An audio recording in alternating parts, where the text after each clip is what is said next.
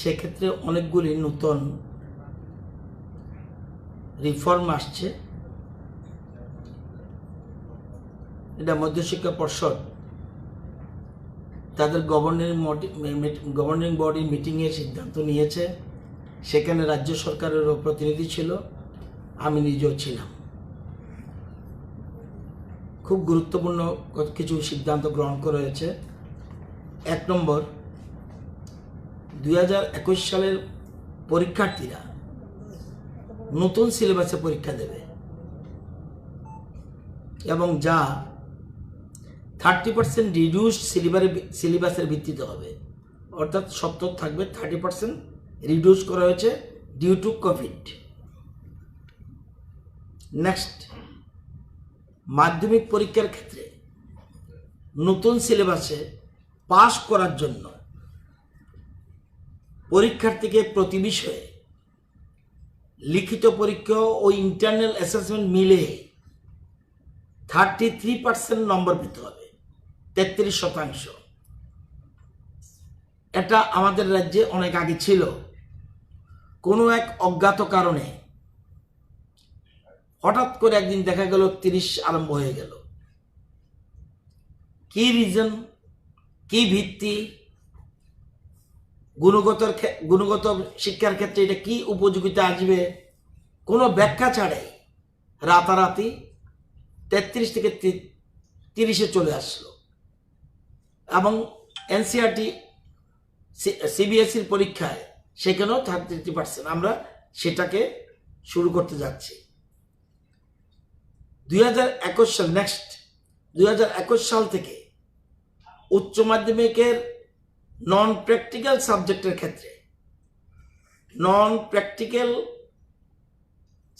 ক্ষেত্রে internal marks 10-এর পরিবর্তে 20 নম্বর হবে।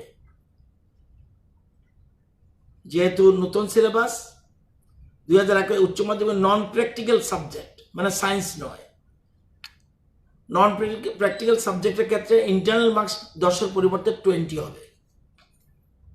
উচ্চ মাধ্যমিকের ক্ষেত্রে নতুন সিলেবাসে পাস করার জন্য পরীক্ষার্থীকে প্রতি বিষয়ে লিখিত পরীক্ষা ও ইন্টারনাল অ্যাসেসমেন্ট অবলিক প্র্যাকটিক্যাল মিলে পৃথকভাবে 33% নম্বর পেতে হবে।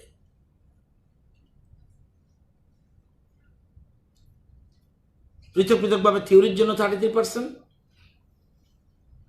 এবং যেমন 70 থাকবে প্র্যাকটিক্যালে, সেক্ষেত্রে 23 পেতে হবে।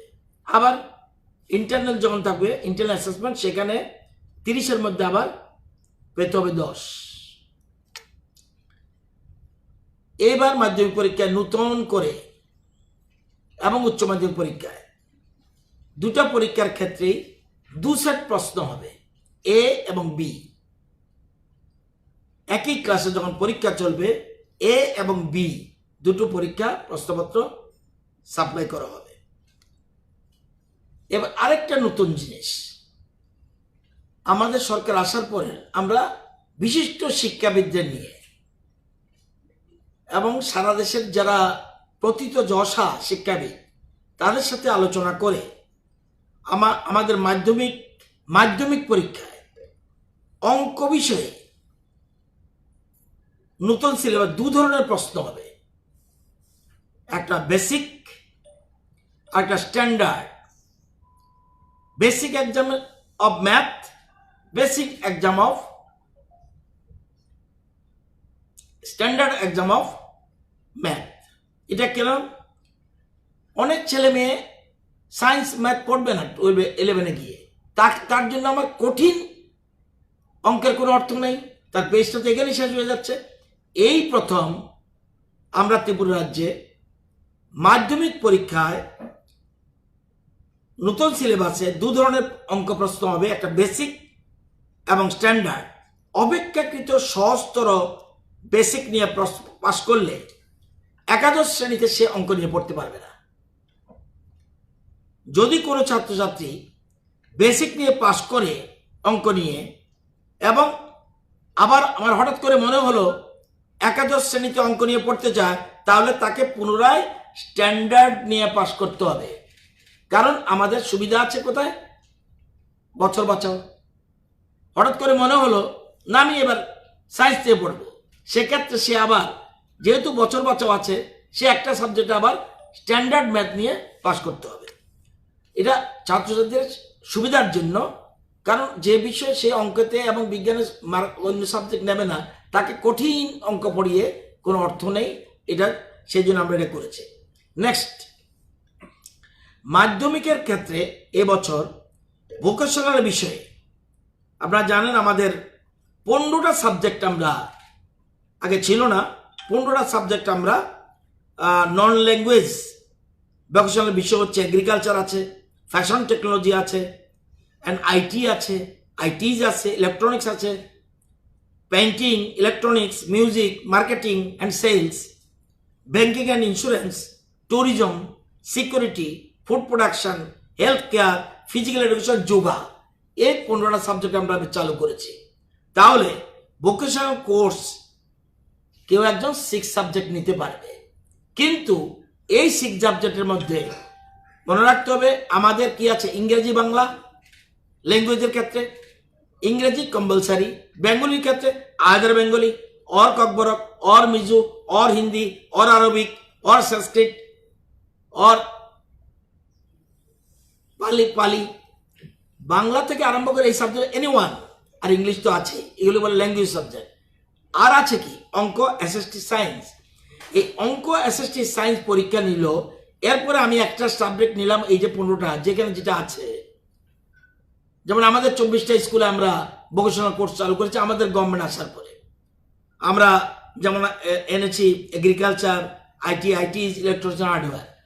সে 6 সাবজেক্ট নিতে পারবে। যদি দেখা যায় 6 সাবজেক্ট নেওয়ার পরে অঙ্ক, এসএসটি, সায়েন্সের মধ্যে কোন একটা মধ্যে সে ফেল করলো, কিন্তু 6 সাবজেক্টে পাস করেছে, তাহলে সে প্রমোটেড।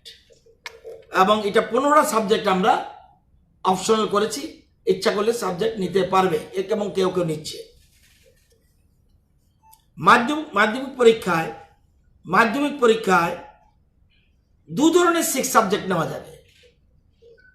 এতক্ষণ বললাম 15টা সাবজেক্টে যে কোনো একটা নিক, এর যা আছে 5টা বাধ্যতামূলক, এর বাইরেও একটা নিতে পারবে। এবার যদি মনে করে এই 15টা আমি কিচ্ছু টাচ করবো না, আমি ল্যাঙ্গুয়েজের মধ্যে যেমন আমি বেঙ্গলি নিলাম, এবার 6 সাবজেক্ট আমি ওইগুলি নেব না, আমি এবার সংস্কৃত নেব, তার ক্ষেত্রে হবে, কিন্তু সেই ক্ষেত্রে শুধু ল্যাঙ্গুয়েজ হিসাব হবে, তার সাবস্টিটিউট হবে ল্যাঙ্গুয়েজের ক্ষেত্রে, ওই 3টে সাবজেক্টের ক্ষেত্রে হবে না। এবার আরেকটা সিদ্ধান্ত, জাতীয় স্তরের খেলায় অংশগ্রহণ করার জন্য কোনো পরীক্ষার্থী যদি নির্দিষ্ট সময়ের মধ্যে মাধ্যমিক ও উচ্চ মাধ্যমিক পরীক্ষার ফর্ম ফিল আপ করতে না পারে, তাদেরকে পরীক্ষার আগে ফর্ম ফিল আপ করার সুযোগ দেওয়া হবে। নেক্সট, আন্তর্জাতিক স্তরে খেলায় অংশগ্রহণ করার জন্য কোনো পরীক্ষার যদি মাধ্যমিক উচ্চ পরীক্ষা বসতে না পারে, তার ক্ষেত্রে পরবর্তী সময়ে পর্ষদ ফল প্রকাশের আগে তার পরীক্ষা নেওয়ার ব্যবস্থা করবে ইন্টারন্যাশনাল গেমের জন্য।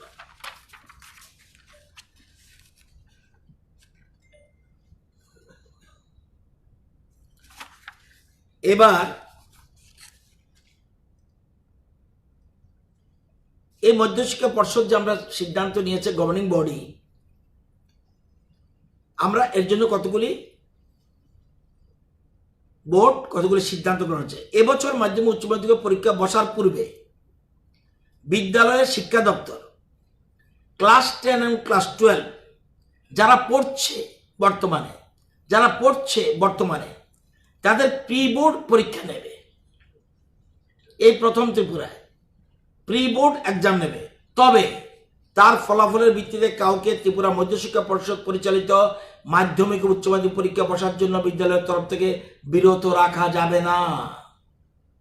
প্রি বোর্ড এক্সাম দিতে হবে, কিন্তু প্রি বোর্ডের ফলাফল ভালো না খারাপ তার উপরে আপনি ঠিক করে দেবেন তার 1 বছর নষ্ট, no, he has got right. তাহলে আমার শিক্ষা দপ্তর বা শিক্ষকরা কি পড়ালাম এত বছর 2 বছর? সেজন্য আমরা প্রি বোর্ডটা হলো অন্য ওয়েটেজ, আমি একটু পরে বলছি। এবার ত্রিপুরা মধ্যশিক্ষা পরিষদ মাধ্যমিক উচ্চ মাধ্যমিক পরীক্ষার ইন্টারনাল মার্কস 20 থাকবে। আগে কি অ্যাটেন্ডেন্স ছিল, অ্যাটেন্ডেন্সের জন্য নম্বর দেওয়া হতো, এবার হবে না, কারণ এবার ক্লাসই হয়নি, কিভাবে আপনি অ্যাটেন্ডেন্স দেবেন? সেজন্য কোনো ছাত্রছাত্রী প্রি বোর্ড পরীক্ষা না বসতে পারলে তাকে 10-এর উপরে কোনো ওয়েটেজ দেওয়া যাবে না। এবার মনে করলো তো আমি প্রি বোর্ড না দিলেও আমি তো পরীক্ষা বসতে পারবো। হ্যাঁ, পরীক্ষা বসতে পারবে, কিন্তু প্রি বোর্ডের যে 10 নম্বর আমার ইন্টারনাল মার্কস দেবে সেইটা কিন্তু 0 পাবে, কারণ এই নম্বরটা মূল পরীক্ষায় অ্যাড হবে।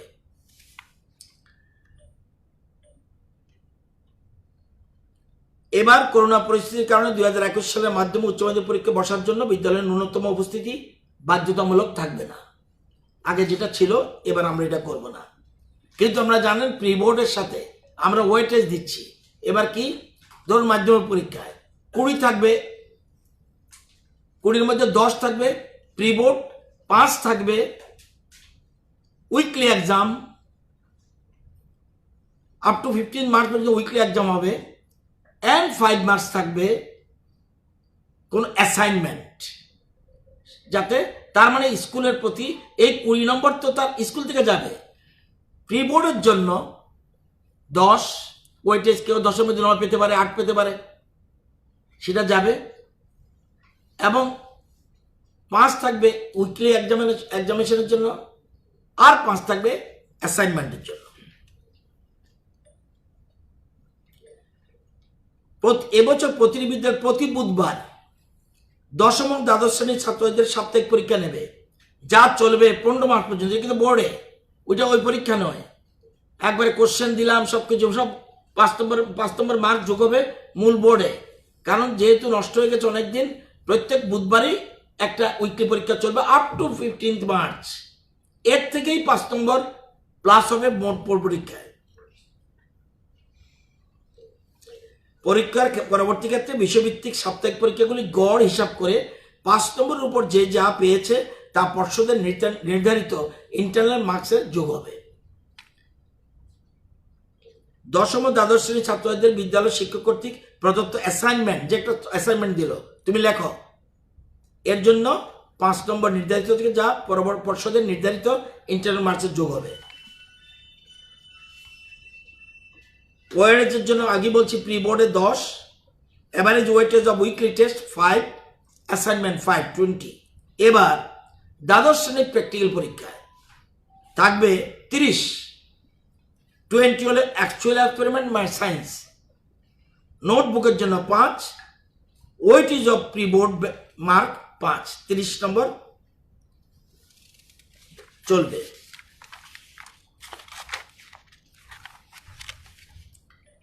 এর একটা নতুন জিনিস, মাধ্যমিক উচ্চ মাধ্যমিক পরীক্ষা সম্পূর্ণ অকৃতকার্য হয়েছে, ফেল করেছে, অথবা বছর পরীক্ষার পরেও সর্বোচ্চ সে 2 বিষয়ে ফেল করেছে, সে ছেলে যদি মনে করে আমি আবার নতুন করে 11-এ 12-এ ভর্তি হতে পারবে, 10-এ ভর্তি হতে পারবো রেগুলার স্টুডেন্ট হিসেবে, কিন্তু তাকে তাহলে পুনরায় একদম নিউ সিলেবাস নিয়ে পরীক্ষা দিতে হবে। আবার সে যদি মনে করে না আমি ভর্তি হব না, আমি পুরনো সিলেবাসে আমি কম্পার্টমেন্টাল দেব পরের বছর, সেটাও দিতে পারবে। শিক্ষা দপ্তর এবং মধ্যশিক্ষা বোর্ড যৌথভাবে যে পরশুদিন মিটিং করেছে,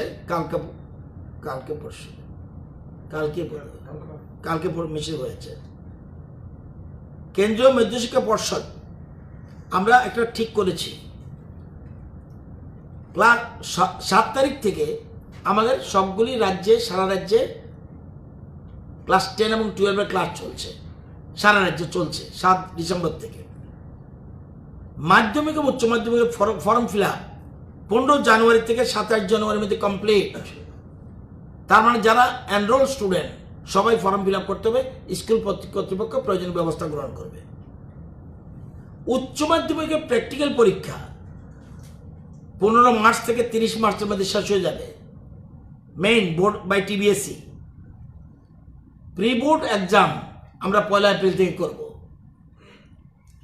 20 এপ্রিলের মধ্যে শেষ হয়ে যাবে। প্রি বোর্ডের ফলাফল 30 এপ্রিলের মধ্যে বেরিয়ে যাবে এবং স্কুল কর্তৃপক্ষ ইন্টারনাল মার্কস পর্ষদে জমা দেওয়ার তারিখ লাস্ট 8 মে। সিবিএসই পরীক্ষা পিছুতে পারে, তবুও আমরা রাফলি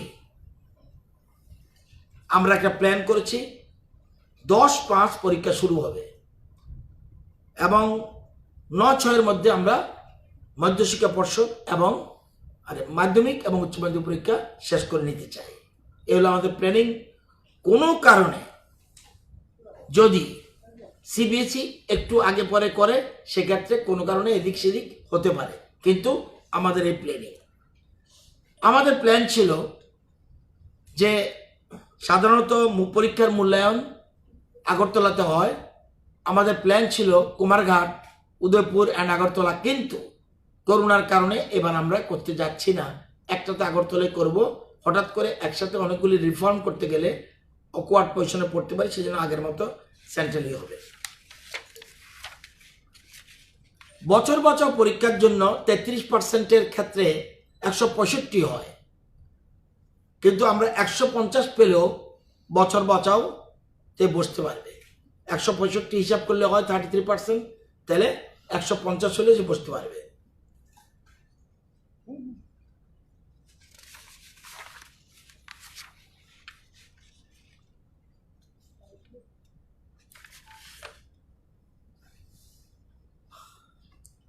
এই কতগুলি সিদ্ধান্ত মধ্যশিক্ষা পর্ষদ নিয়েছে রাজ্যের ছাত্রছাত্রীরা যাতে সব আগের থেকে প্রিপেয়ার্ড হতে পারে। আমরা চেষ্টা করছি যে প্রত্যেক স্কুলে, যেমন আজকে গ্রামের দিকে একটা স্কুলে গিয়েছিলাম, বিউটিফুল। আমরা আগে বলছি এসএমসি কমিটি যদি মনে করে, তারা যদি মনে করে নেবারহুড ক্লাস শুরু করতে পারে, আমাদের কোনো আপত্তি নেই। They will take decision. আজকে তারাপুর হাই স্কুলে গেছি, দিদিমণিরা এবং 100% টিচার প্রেজেন্ট। টিচার্সরা সেখানে সুন্দরভাবে পৃথকভাবে বসিয়ে দৈহিক দূরত্ব বজায় রেখে তারা সুন্দর করে ক্লাস নিচ্ছে এবং good numbers present with the concern of the guardian, সেখানে ক্লাস চলছে। একটা স্কুল ভিজিট করেছিলাম আজকে, সেটা দেখেছি। আমাদের প্ল্যানিং আছে। হাই পাওয়ার কমিটি সিদ্ধান্ত নিয়েছিল যে ডিসেম্বরের 1 তারিখ, কিন্তু স্বাস্থ্য দপ্তরের গ্রিন সিগন্যাল পেতে আমাদের দেরি হওয়া 7 তারিখ করেছি। ওই দিনই একটা সিদ্ধান্ত হয়েছিল, যদি দেখা যায় যে আমাদের এখন বর্তমানে করোনার পরিস্থিতি যদি আর কোনো ডিটেরিয়েট না করে, তাহলে যেন আমরা 9 এবং 11 শুরু করতে পারি। আমরা 28 ডিসেম্বর থেকে 9-11 শুরু করতে যাচ্ছি। মোটামুটি রাফলি আপাতত সিদ্ধান্ত। অলরেডি দপ্তর থেকে নোটিফিকেশন জারি করার ব্যবস্থা করা হবে। এবং আপনারা জানেন যে ওই দিন মাত্র 15 তারিখ বোধ আমি খুব সম্ভব সাংবাদিক সম্মেলন করেছিলাম। সেদিন বলছিলাম যে রিকভারি রেট আমাদের থেকে ভালো ছিল অন্ধ্রপ্রদেশ, উড়িষ্যা, দাদরা নগর হাভেলি অ্যান্ড অরুণাচল প্রদেশ, আসাম। আজকে 17 তারিখ, 2 দিনের মধ্যেই আসামকে আমরা ডিঙ্গিয়ে আমরা 4র্থ নম্বরে চলে এসেছি। আসাম রিকভারি রেট হলো 97.88%। আমাদের রিকভারি রেট 98.10%। আমরা আশা করি সামনের সপ্তাহের মধ্যে অন্ধ্রকেও ক্রস করে ফেলবো, then will be the first position. আমরা সেদিকে এগোচ্ছি। আমাদের থেকে উপরে মাত্র আছে আর সবগুলি স্টেট আমাদের নিচে। অরুণাচল আমাদের থেকে একটু আগে আছে, 98.21%, আমাদের 98.10%। অন্ধ্র 98.69%। আমরা সেদিকে এগুচ্ছি। রিকভারি রেট খুব ভালো পজিশন এবং টেস্টও আমরা পুরো মাত্রায় করছি। তো এই হলো আজকের কোনো রকম ডেথ নেই। মর্টালিটি রেট 1.13 আছে এবং কন্টেনমেন্ট যেহেতু আমাদের নেই, আমাদের আইজিএমে ওই দিন আইজিএম এজিএমসি অ্যান্ড জিবিতে আমরা বলছিলাম সেটি 15 জন আছে, আজকে 14 জন আছে। তো এবং হোম আইসোলেশনে 205 জন আছে। তো এইগুলি আমাদের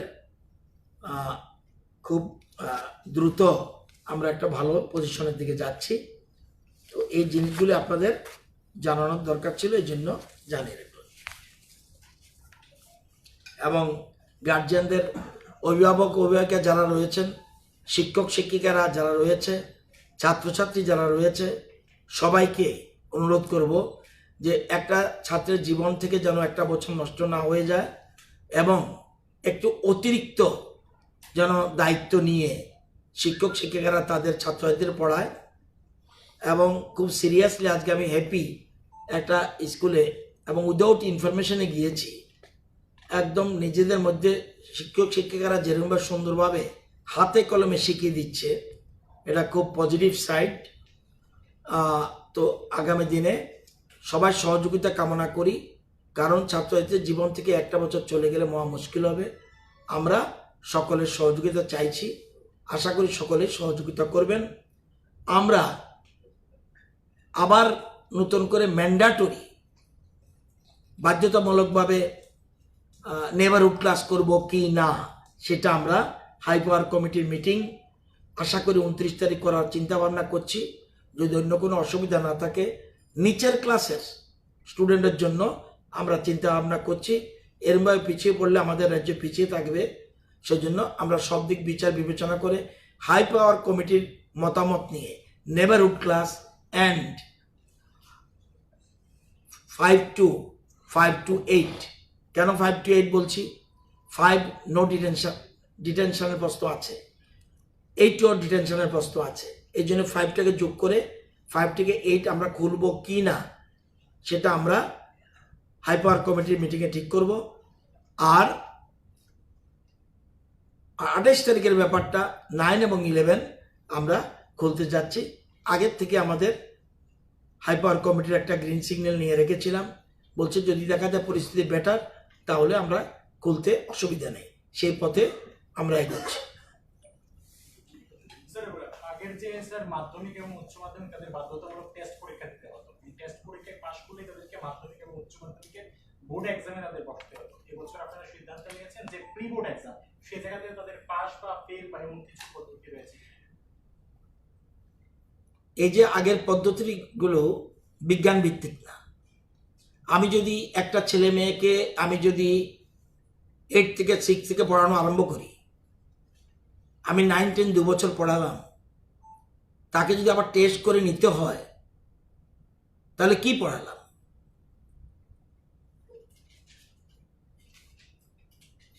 মেইন এটা পাস টেস্টে অ্যালাউ হলেই তো সে মাধ্যমিক পাস না, তাহলে মাধ্যমিক পাসের জন্য তাকে সুযোগ দিতে হবে। এটা গত বছর থেকেই আমরা বলে রেখেছিলাম, তবু গত বছর কোথাও এত এরকমভাবে কড়াভাবে বলা হয়নি। এবার আমরা একদিকে করোনা, অপরদিকে তাদেরকে আটকাতে যাব না, কারণ ওখানে মেইন পরীক্ষা সেটা আমরা গুরুত্ব দিচ্ছি এবং অনেকগুলি রিফর্ম বিজ্ঞান ভিত্তিক। যেমন আমার 11-এ অঙ্ক দরকার নেই, আমি তাকে কঠিন অঙ্ক করে তাকে আটকানোর কি অর্থ আছে? আমি পড়বো আর্টস নিয়ে, আমি অঙ্কের জন্য আমার তো মাথা ব্যথা থাকবে কেন? সেই জন্য basic math and standard math, যে স্ট্যান্ডার্ড ম্যাথ সে সায়েন্স এবং সায়েন্স নিয়ে ম্যাথ নিয়ে পড়বে, এই জন্য আমরা বেসিক অ্যান্ড স্ট্যান্ডার্ড এই দুটো বিষয় রেখেছি।